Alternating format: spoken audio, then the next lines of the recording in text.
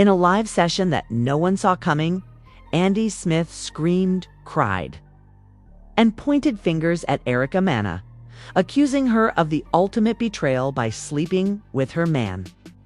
Monique, as soon as her voice broke and she yelled, "Erica slept with my man," thousands of comments flooded in and everyone's jaws dropped. Then the Mendeecees, who had been sitting silently next to her, got up and left without a word, and the screen glitched, causing Andy to scream louder, and the entire insiders claimed that the live stream wasn't planned, scripted, or fake. Instead, it was rage, betrayal, and heartbreak that unfolded in real time. Yandy didn't hold back, naming names, dragging receipts, and swearing she'd never forgive either of them. Fans are shocked, confused, and divided. Some say Yandy's finally speaking her truth, while others say it was just another love and hip stunt involving one of the most talked about relationships on reality TV. I think she's having a breakdown. But there's no denying that this is the messiest love and hip-hop drama yet, and it's only getting started. No one anticipated Yandy's live appearance that night. There were no teasers, no stories that suggested a breakdown. Just a sudden ping, and there she was, face bare, eyes puffy, voice trembling. And fans instantly realized something wasn't right. No filters, no glam, just raw emotion radiating through the screen. Then she dropped the bomb. She looked straight into the camera, took a shaky breath, and said the words that would send shockwaves through the internet. "Erica slept with my man." The live chat exploded. Hearts began to pour in, and emojis flooded the screen, but nobody knew what to type. Was she serious? Was she really saying that Mena, the Erica who had recently appeared on a few episodes with her, had crossed that line? Yandy didn't wait for reactions. She continued, her voice rising and shaking with hurt, anger, and disbelief. She claimed that it began with a vibe she couldn't explain, exchanging looks and jokes that didn't sit well with her. She said she brushed it off so as not to come across as insecure, saying, "I'm not the jealous type." Before she even mentioned Mendeecees, he was standing right next to her, arms crossed, looking down, his face stone cold. I had a gut feeling that something wasn't right, so fans began screen recording, tagging gossip logs, and sharing the live footage. Within minutes, the video was already going viral.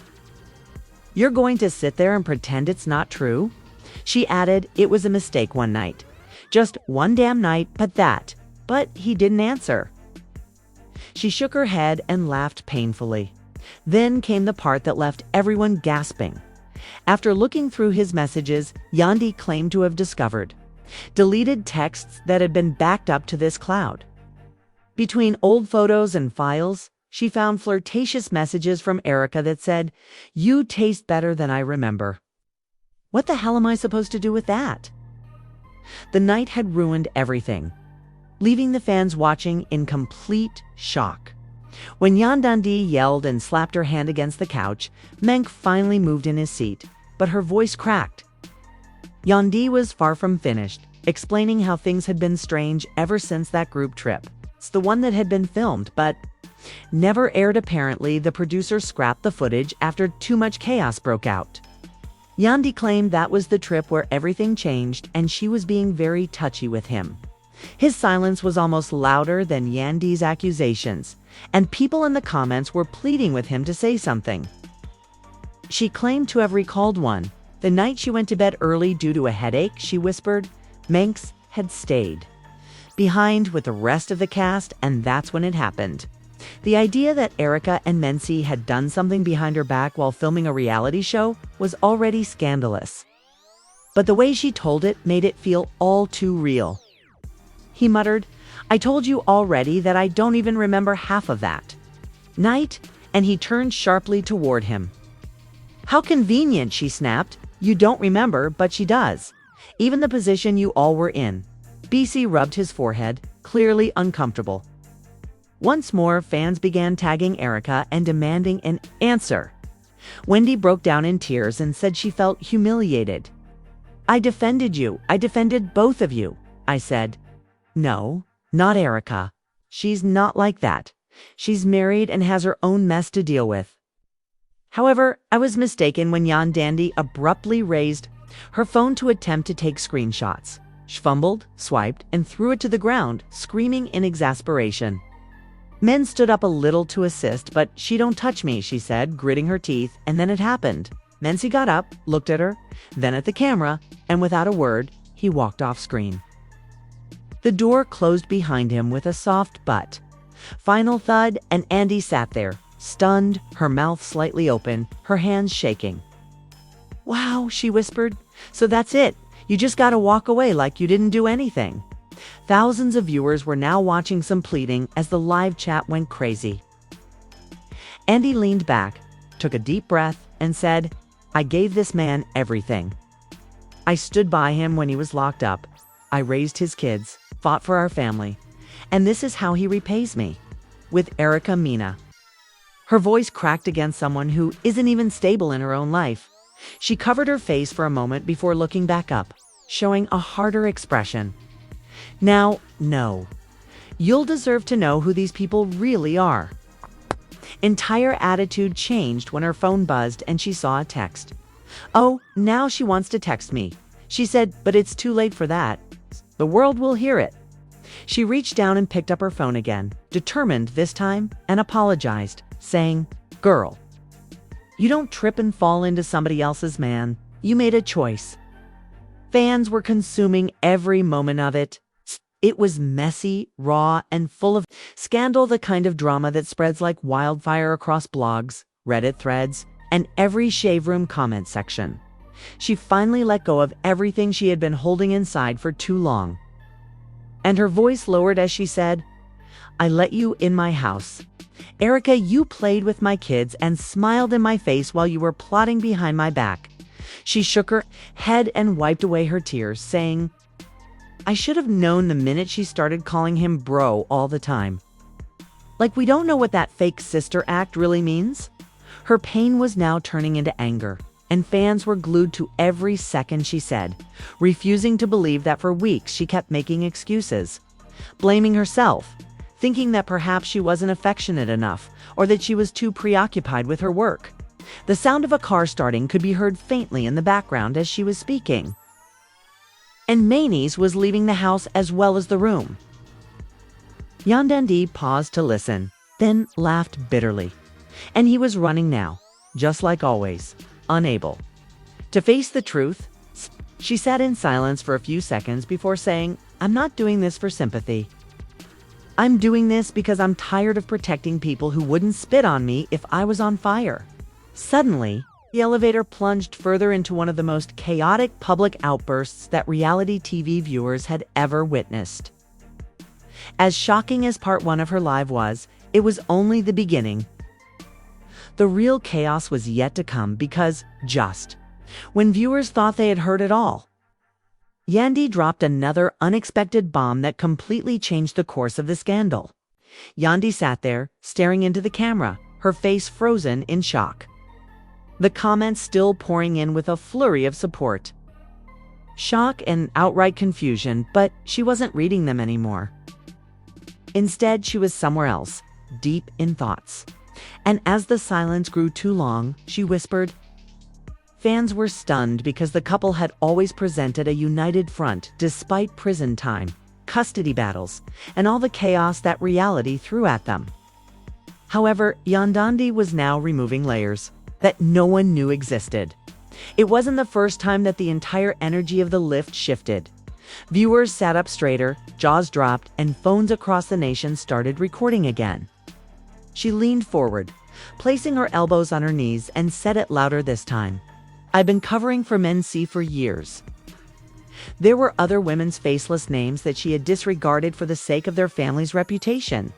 I assumed that if I remained silent and showed him enough love, he would stop.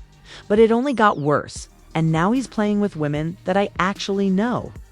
She got up and started pacing. Her hands were moving, and her voice was louder and angrier. "Erica isn't just any girl. I thought she was my friend because she used to call me crying about Safari, her divorce, and everything. I listened and I consoled her. But as I was doing so, she was out there plotting how to stab me in the back. No, you didn't return from that. Suddenly, a notification appeared on the screen, and it was from Erica. Fans went into full frenzy mode, and now it was war. Andy saw it and scoffed. Oh, now she has something to say. I assume she's going to play victim and say that she didn't mean for it to happen and that it was a vulnerable moment. But even with her tough words, it was obvious that the pain was getting to her. Her voice cracked once more as she added, I thought we were sisters. The fact that this made matters worse wasn't just impacting her, was also having an impact on the children. According to Yandy, her eldest child had seen her and Mendeecees argue the previous evening and inquired as to if they were divorcing. How do you explain this to your children? How do you tell them that the man you taught them to look up to is incapable of showing even respect for the woman who supported him through everything? She asked the camera. For a brief moment, her voice broke into cries, but she hurriedly wiped her face in an attempt to gather herself. I cut people off for telling me the truth, and she admitted that I thought they were being messy. It turned out that they were trying to save me. The chat was full of fans offering support, saying things like, you deserve better and you're stronger than this. People in their inner circle had been warning her for months, and one of her friends had even tried to tell her about a party where Erica and Mendeecees were getting too close. But she didn't want to believe it. However, Yandy hardly ever glanced at the TV anymore since she was too devastated to see anything but her own suffering, and then something else happened. She picked up her phone once more and played a voice memo. The audio wasn't very clear, but you could hear a woman's voice laughing as she said something about what happens in Miami stays in Miami. You hear that? That's her talking about the same weekend they claimed nothing happened, but she didn't. No, he saved that voicemail she sent to him as a joke, and he forgot to delete it, said Yandy, looking at the camera. Fans were shocked that this wasn't just drama anymore. It was becoming full-fledged evidence collection. And people in the comments began calling it cheater court and pleading with Yandy to release more information. Receipts. She wasn't even close. She disclosed that after confronting Mendeecees, he had admitted to more than just the Erica situation. He mentioned other people, but I could tell by the expression in his eyes that it had been more than I ever imagined. She paused and continued, how do you sleep next to someone for years and not know who they really are? The live had been going on for almost half an hour, but nobody was clicking off. This was no longer just rumors. It was real-time emotional carnage. She sat down again. She shook her head again, her eyes glassy, and said, I can't do this anymore. The live chat was now asking where the men he saw had gone. Some speculated that he had driven to Aratha's place, while others said he was probably hiding out with his boys trying to figure out how to spin the narrative. Her voice was tired now, but it was still full of disbelief. I fought for him, fought judges, lawyers, bloggers, and trolls. All to protect a man who wouldn't even protect me from betrayal. I told you to keep your man in check. Not my fault. He wanted something real, she said as her voice became cold. Erica, girl, don't think this is over. Don't think you're going to play the unbroken card again, because this time I've got the truth on my side.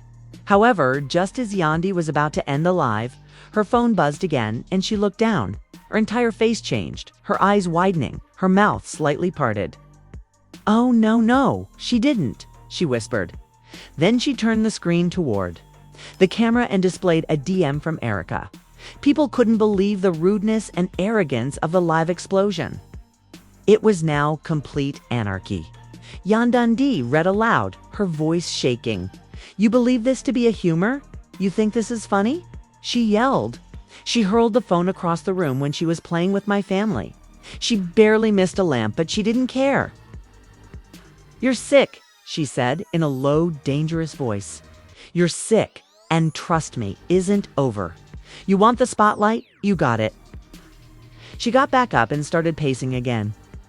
The room was electric with anger and heartbreak, and everyone was live tweeting every word, screen recording every tear, and breaking down every pause, was the biggest scandal in love and hip-hop history. And it was happening in real time with receipts, rage, and raw emotion. At last, Yandy took a deep breath, looked straight into the camera, and said, "I need y'all to understand something. This is about respect, not about influence or opinions. And I lost everything trying to protect a man who has never been loyal to me." Her voice dipped to a whisper once more, but not anymore.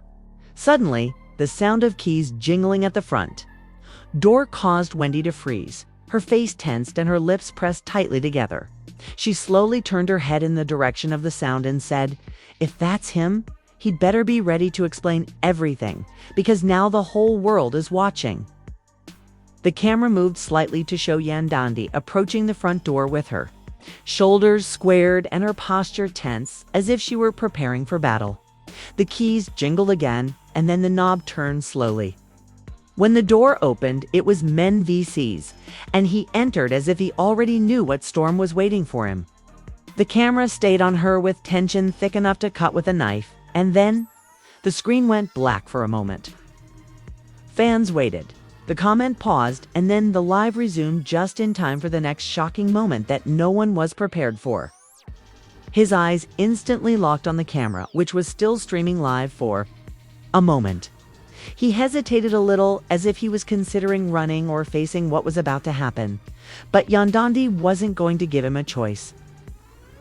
She asked in a voice as sharp as glass, raising one hand in a calming gesture.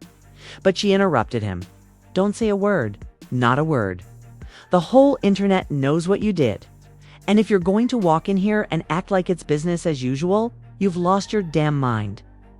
Please, we need to talk. Not like this, not with everyone watching," he began after lying for too long, and eventually feeling the weight of it shatter him. But Yandy simply laughed loudly and bitterly, saying, "Oh, now you care about who's watching. You should have considered that before you disrespected me in front of the entire damn world." He attempted to approach her, but she retreated, pointing at the camera. "No, you're going to talk right here. Let the people see the man behind the fake smile and the interviews." Mendeecees' love man gazed at the camera, then turned back to her, scratched his face, and then nodded, saying, "You want the truth? All right. Yes, I made a big mistake, but it wasn't what you think," he said, taking a deep breath. "Erica approached me and took advantage of the fact that we were experiencing issues. Don't play the victim. You're a grown man and could have just walked away," said Yandy, rolling her eyes and crossing her arms. Men slowly nodded. "You're right, I could have. But I didn't, because I was weak and self-centered, and I didn't consider the consequences. I just felt like you weren't there for me anymore." Yandy's mouth dropped open, and her voice cracked. In shock, saying, "I gave up everything for you. My peace, my name, and my time. And you think you Mendeecees didn't answer?" And the silence was deafening. Wendy shook her head and took another step back. "You know what hurts more than the cheating is the betrayal that you allowed someone I trusted into your space and let her laugh at me and make fun of me while I was out here defending you to the world." Mendeecees looked down, his voice barely above, a whisper. "I know, and I hate myself for it." He looked back up, saying, "I never wanted to hurt you. I thought it was a mistake I could bury that would never come out. But now that it has, your forgiveness filled Yandy's eyes once more, but this time with something more than sadness and resentment. You're damn right you don't." She turned back to the camera and she said, "This man right here just admitted to throwing away our marriage for a few moments of attention. And the worst part is that he still doesn't understand why it hurts men." DC came forward again, this time more desperate, saying, "I get it. I swear I do. I know you don't believe me, but I do. I broke you. I broke us." The air was so charged with emotion that even those watching live were having a hard time keeping up. A comet flew across the screen, with some pleading with Yandy to try to make things better and others begging her to leave him. However, Yandy was already making up her mind when she said, "I want you out," and then the men blinked. "What?" Yandy repeated louder, "I want you out." Hey, take your stuff, go wherever you need to go, but you're not staying here, not tonight. Not tomorrow, not anymore. Then DC stood motionless, as if his body had just shut down. He didn't argue, he didn't beg, he just nodded slowly. I'll go if that's what you want, he stated very gently. When he went to the bedroom to get his belongings, Yandy collapsed onto the couch and began to breathe heavily. The camera followed every movement of her fingers and every flicker of her eyes. Then, unexpectedly, her phone rang, and she looked down to see that it was Erica again. This time, it was a video call. And for a moment, she just stared at the screen with her jaw clenched. Then she answered against her better judgment. Erica's face filled the screen, smugly composed as Yandy's eyes narrowed as she smirked and added, "You seem exhausted," as if she hadn't just exploded a bomb inside someone's life. "You really want to do this right now?" Erica went in closer to the camera and said, "Don't be upset when I clap back. You started this when you put my name out there." Ka shrugged. "If your man was truly content at home, nothing I said or did would have mattered. Blame him, not me." Yandy laughed angrily and clapped back. "You think this is a game? You wrecked the family? Wrecked the family?" Erica rolled her eyes and said, "Please don't think you're the first woman to be cheated on." The call ended abruptly as Yandy hummed up, her hands shaking, and she turned back to the camera. "This woman truly believes she's untouchable, but I can assure you that she's not in the background." Mendeecees reappeared with a small duffel bag, his eyes red, but he didn't cry. He stood by the door in silence, waiting. Yandy didn't look at him, saying, "Don't come back without a damn miracle." The internet wasn't finished yet. Clips were already circulating, memes, reactions, and breakdown videos, and it was all over in a matter of minutes. Mendeecees opened. The door paused and left without saying anything more. The door clipped shut behind him, and something inside Yandy closed as well. She sat in silence for a moment, the weight of everything crashing down, before speaking again in a flat but firm voice. "I'm done protecting people who wouldn't cross the street to protect me." Behind all the noise and opinions, however, there was a woman sitting by herself, staring at the walls of the house that felt strange. She thought back to the beginning, to the love letters from prison, to the family photos, the promises, the public loyalty, and how it all came to this. How did something so solid rot from the inside? Her phone buzzed again, but it was from her lawyer, not Erica's or Mendeecees. She stared at the screen, picked it up, and said simply, "Let's talk options." Suddenly, the following chapter in this every media outlet had picked up the story. Every gossip page was reposting it live, and everyone with an opinion was typing it in the comments, but Yandy wasn't reading any of it yet. She was moving through the house like a ghost, brushing her teeth and washing her face. The next morning arrived slowly, as if time itself was dragging its feet through the chaos that had unfolded the night before. Sunlight poured through the half-closed blinds and landed on the same couch where Yandy had sobbed herself to sleep. The only thing she had left to do was make coffee on autopilot. Then her phone rang again, but it wasn't Erica or her lawyer this time. She answered with a weary hello, and Mama D's voice came through sharp and loud as usual. "What in the hell is going on?" She asked, "What in the hell's going on?" She let out a feeble laugh, which seems to be the theme today. Mama D didn't waste time listening. "I know things get crazy in this business, but I always knew Mendeecees was. I told you that man was slick, didn't I? Now that you're wide awake, the question is, what are you going to do next?" You didn't have an answer, or perhaps she did, but she wasn't prepared to say it aloud. Instead, she changed the topic. "Have you spoken to Scrappy recently?" Mama D clicked her tongue, saying he was going to call you, but I told him to wait and give you space.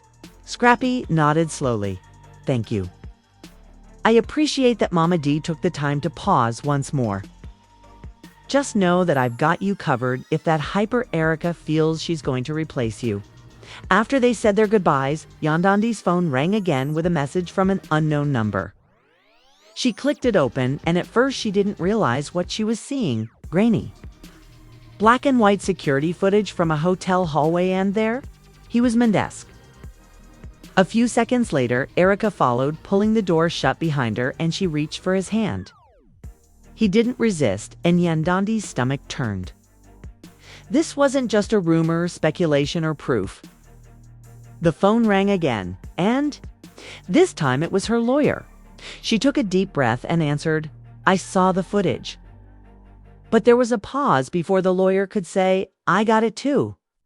And we need to talk because things are about to get very messy." There has already been talk of Erica trying to flip by, saying it was revenge and painting herself as the victim. But with what you have now, we have leverage. Unquestionably raw. She dropped the phone like it burned her. Her hands trembled, and she screamed. Betrayal layered on top of betrayal. With a slow nod, she asked, "What's the move?" Her lawyer's voice became firm. "We filed today, divorce. Proceedings, restraining orders if necessary, and a full media statement to control the narrative before they do." "Are you ready for that?" she asked, closing her eyes, as prepared as I'll ever be. She hung up, then turned back to the phone, her reflection staring back at her in the screen, eyes puffy, lips chapped, soul tired. But there was something else there, too, now fire, not the kind that burned out of control, but the kind that forges steel. She got up and went to her closet and took out a sharp object. In the meantime, Mendeecees sat in a hotel room staring at the same footage while his phone flooded with calls from his manager, publicist, and even his mother. He looked broken and defeated for the first time in years, losing control of the narrative. And the people who had once supported him were now questioning everything. Black Blazer did her hair and put on makeup not for vanity, but for Armoran called a press contact to set up an exclusive interview. But she wasn't about to let anyone else tell her story, not Erica, Mendeecees, or the blogs. Instagram story "You can't steal what's already broken" was followed by a slow zoom-in of a broken mirror.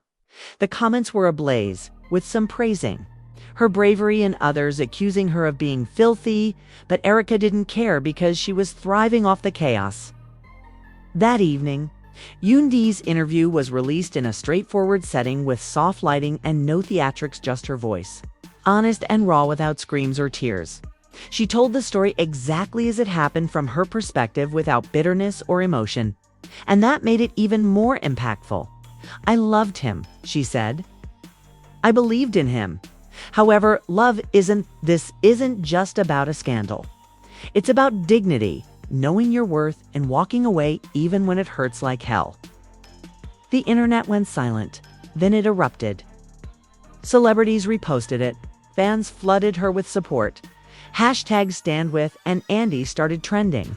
Even people who had remained neutral were now choosing sides, and the tide had officially turned. DC tried to respond, going live and fumbling through apologies, trying to explain, but the damage was done. His words felt hollow. The empire he built on charm and image was collapsing in real time, and Erica tried to prepare for it. She wasn't throwing shots, and she was healing slowly and quietly. Surrounded by friends who showed up without cameras, family who reminded her of her strength, and others who reminded her of a peace she hadn't felt in years. However, the story wasn't finished yet, because behind all the headlines and hashtags, behind the fame and the fallout, there was one last twist that no one was prepared for. Saw one that would completely upend everything. And then, all of a sudden, the truth came to light.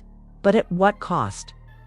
Mendeecees is dealing with the consequences of his own actions. And Erica's reputation is in ruins, and fans are still divided and emotional. No one knows what will happen next. Will Erica finally tell the truth? Or has she said too much? One thing is certain, though. This drama isn't going to stop anytime soon. The internet isn't able to stop talking about it in every post, every story, and every story. Reaction video is adding fuel to the fire, and just when we think we've seen it all, another twist appears out of nowhere. However, we're curious about your thoughts. Do you think Erica truly betrayed Yandy in that way? Or was this his true self all along? Is there any hope for recovery from this level of betrayal? Or is the damage irreversible? Please share your thoughts in the comments section below. We read them all. If you're a Team Yandy, Team Erica, or if you believe they're both at fault, make sure to hit the like button, subscribe to the channel, and enable notifications so you don't miss any updates. I thought this was crazy, but trust us, we have inside information on what's going to blow your head even more. Stay tuned and stay locked for more shocking events and behind-the-scenes disclosures that are about to happen. And as always, I'm grateful for